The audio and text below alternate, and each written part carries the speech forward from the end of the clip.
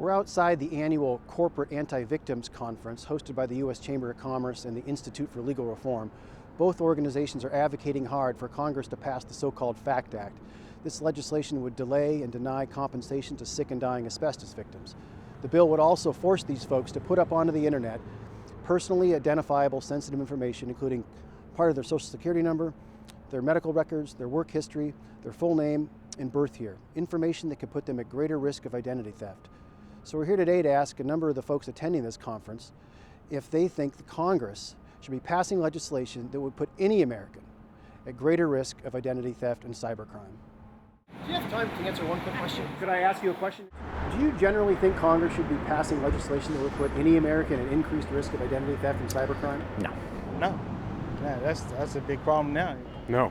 No, I don't. Absolutely not. I mean, I know myself.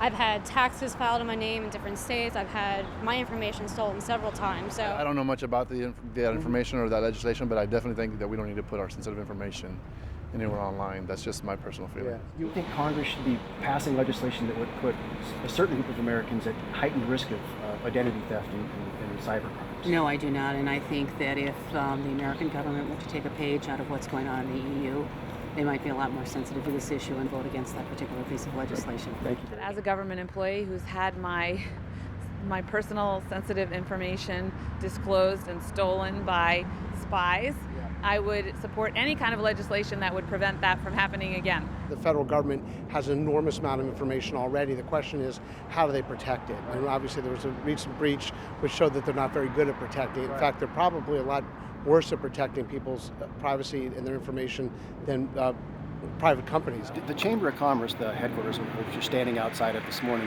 is pushing Congress to pass legislation, the so-called FACT Act, that would put a large group of Americans at greater risk of identity theft because it would force them to put up on the internet information including part of their social security number, their medical history, work history, birth year, and their full name. Would you put that information up on the internet?